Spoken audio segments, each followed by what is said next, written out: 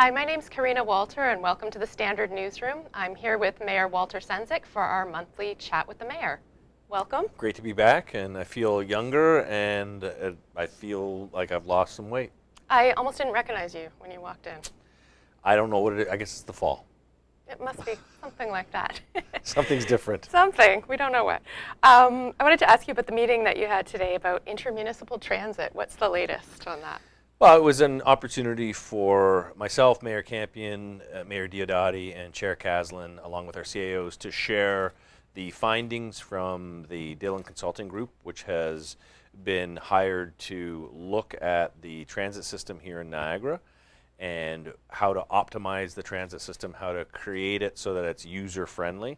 And they've come up with recommendations, so we presented those recommendations today to the media.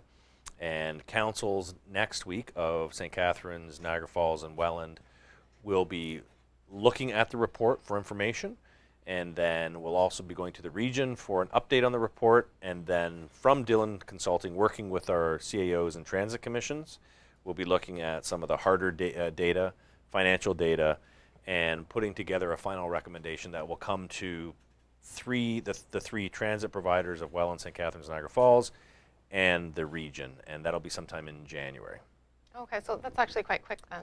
So it's quick, but in the interim, what this step allows us to do after the presentations to the municipalities that are in transit, it allows us then to go forward with public consultation. So after the presentations to council, Dillon Consulting will be hosting 4 public consultations in the region. They will be geographically placed, allow for the public to come and comment on the findings of the report, and once that's all completed, because we want this to be an open and transparent approach, so that everyone feels that they've had an opportunity to consider and look and really dive into the options that are being put in front of us, and then come back to council for a more fulsome discussion, have a debate and discussion about where we're going for intermunicipal transit here in the region.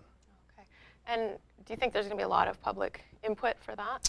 I think there will be, and Karina, when you look at transit today, and you look at other regions that have a integrated transit system, it's about the mobility of people. So if we put the user at the center of our discussions, the person who's trying to get to Niagara College or Brock University, the mother or father who are trying to get to their place of work that live in Welland, trying to get to St. Catharines, or live in St. Catharines that want to go to Niagara Falls, how does the system fit their needs? And currently, the status quo system would be the 3 independent systems. Is that the best system for people in Niagara, people in the 3 urban centers of Welland, Niagara Falls, and St. Catharines? That has to be the core root of the discussion.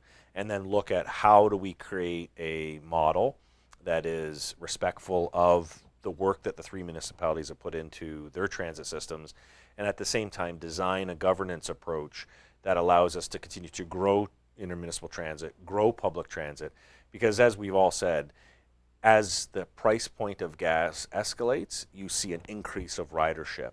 And when you look at the mobility of people in Niagara, you see today that more people move between communities than they ever have before, and yet we don't have a public transit system that is reflective of the mobility of people.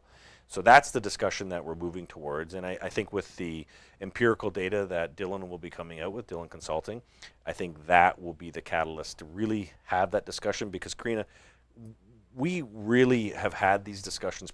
There's been countless councils that have talked about intermunicipal transit, regional transit. This is I think the closest we've ever gotten for the 3 municipalities to say, okay, are we going to move down a road in which we have a consolidated transit system? And if we are, what is it built on? So we just want to make sure we have all the information in front of us. And I got to say, Mayor Diodati, Mayor Campion, Chair Caslin, and the teams at each city and the region have been working very collaboratively on this. The other regional issue I wanted to ask you about was the police headquarters in St. Catharines. We've heard that the detachment is projected to be over $5.6 million.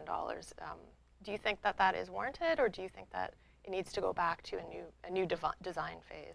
Well, anytime a project comes in above projected budget, you have to ask questions of why. So I wasn't privy to the previous council's discussions about the police headquarters and the overall envelope that includes looking at the cost of the detachment center. So this is District 1.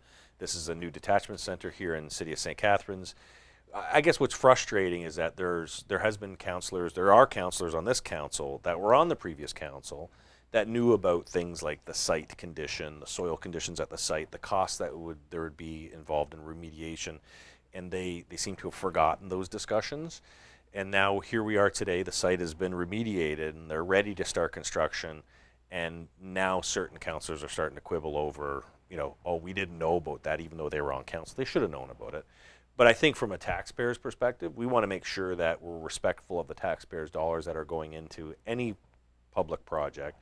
So taking another look at the numbers, and I'm confident that the police board is doing their due diligence, and I'm confident when it comes back to council, we'll ask the questions as to if the projected was 18 million and now it's 23.5, how come? And what are the components that are driving up the costs?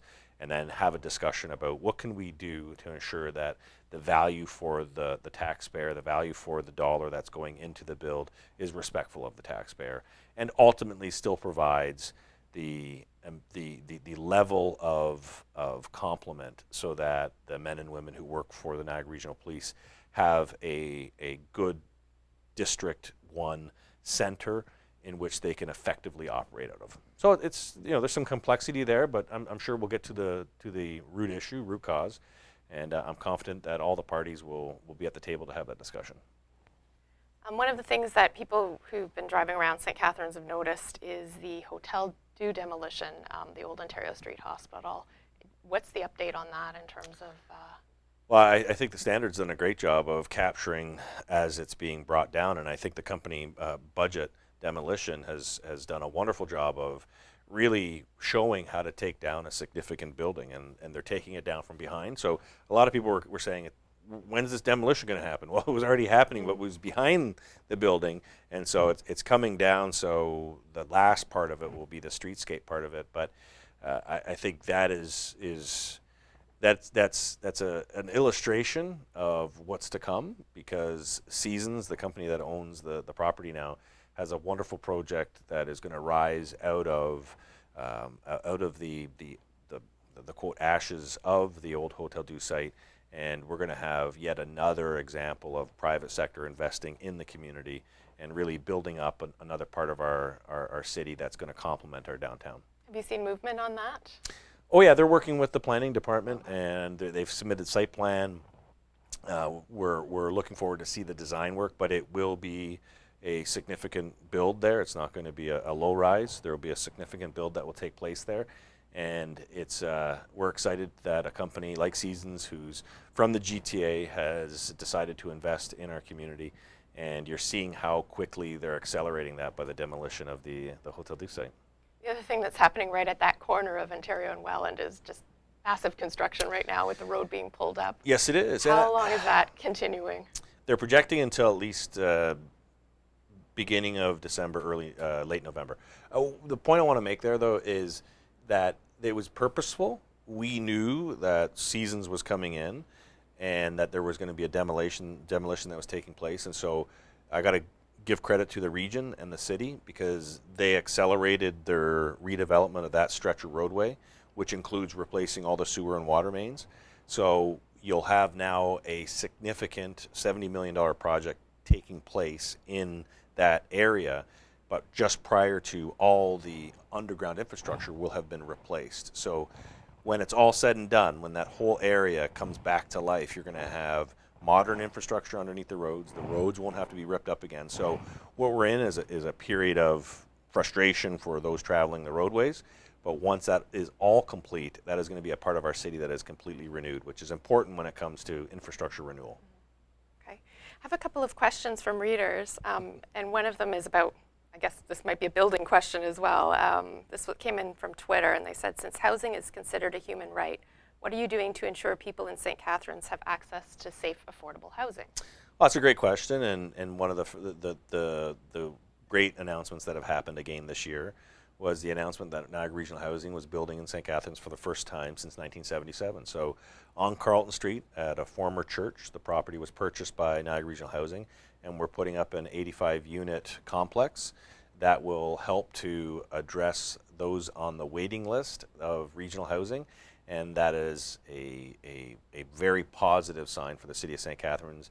I'm on the board of NRH. I was pushing for this, as was Councillor Petrowski, and so this is a definite plus for our community, but it's not the only one. We've got to continue to work with the private developers, build affordable housing into site plans so that we don't lose perspective on the abilities of someone to have a home, afford a home, the affordability of home ownership, and creating spaces for everybody.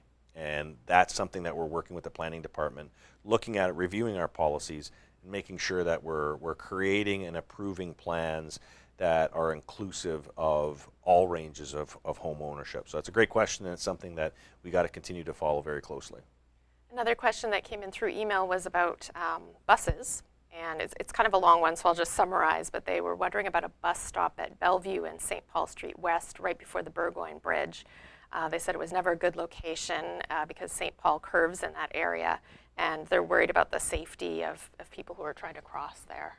And that's another good question in terms of what people see as pedestrians versus what we see or what the transit sees as a roadway. So what we would do with a situation like that is we would take that concern and then meet again with, work with transit to look at the location of bus stops and ensure that pedestrian safety comes first and foremost.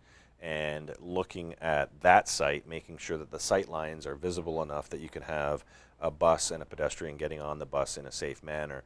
Those are the kind of things that I encourage the public to bring to the city, because as I've always said, we don't have eyes and ears everywhere. And so if there's residents out there that see that there is a bus stop that's in the wrong location, or that there's a concern about a four-way stop, whatever it may be, it's best that they be proactive and bring those issues to us. And this is a great example of that, where we can address it by working with transit to remove an issue that might occur after we put the bus stops back in. What's the best way for them to do that? Do they call their city councilor? Do they call City Hall? Or do they call the St. Catharines Transit? Well, there's two things. Well, it's always engaging your local ward councilor is a very effective way. And so find out who your ward councilor is. In that case, it would be Councillor Harris and Councillor Kushner, or Citizens First. So you can do Citizens First at stcatharines.ca. That is a portal in which it goes right into the city. They will take your question. They will find the departments that can answer it, and they will come back to you. It's a one-stop shop for customer service. Citizens First is a great program, and it's all about customer service. So that would be an effective way in order to get your answer immediately and also start to get some traction on the questions that you have. We're running out of time, but I wanted to ask you about the meeting that you're having tonight at Performing Arts Center on dual duty. Yes, it's tonight, Thursday, October 20th. We're having a town hall style meeting for the dual role, the double direct, as people have referred to it. And it's an opportunity to discuss with the public about how we're moving forward with the consideration of changing not how we're represented between the region and the city, but who represents us between the city and the region. So we're not changing the 12 city councilors down to 6, and we're not changing the 6 at the region down to 3. We're actually keeping the level of representation, but it's who represents you. So it's a dual role. 6 from St. Catharines would then represent the region as well. And it's all about creating better connections between the two levels of government. It's about putting regional issues right at your front door. And I've always said that if you asked an average resident today who their regional councilor is, probably not going to, I would say over 90% of them aren't going to be able to tell you. In this ward-based model that we've designed, it allows the person who represents you in that ward, that's your access point for the regional issues as well, when it comes to garbage pickup, when it comes to wastewater, when it comes to the issues that are regional in nature, Niagara Regional Police, regional nature, you'll know who to call because it'll be on your ballot that they're in your ward. So we're putting the region right at your front door with the dual role. What's the purpose of this meeting tonight? It's to provide an update or information to the public, but then also get the the public who attends tonight to ask questions, because I think what we've seen with some of the surveys that have been done, there's a lot of confusion about what it is. And as we know, when it comes to these type of governance discussions, there may not be a lot of interest, but when people do express interest, they may be confused as to how does it impact them. So we want to address those issues there tonight. And then it goes back to the region again? And then it'll go to the region for consideration. We're hoping to get it to the region in November, December. And then it comes to the city council in January. And then we'll also need 2/3 of the other area municipalities, all of whom have indicated they're in support of what we're trying to do here in St. Catharines, because they know it's a St. Catharines solution to creating better governance for people in St. Catharines. We're not looking to influence how other communities are governed. Thanks for joining us. No problem. Thank you for having me. We'll see Mayor Walter Sendzik here again in November. Yes, time flies. It does. Thanks for joining us.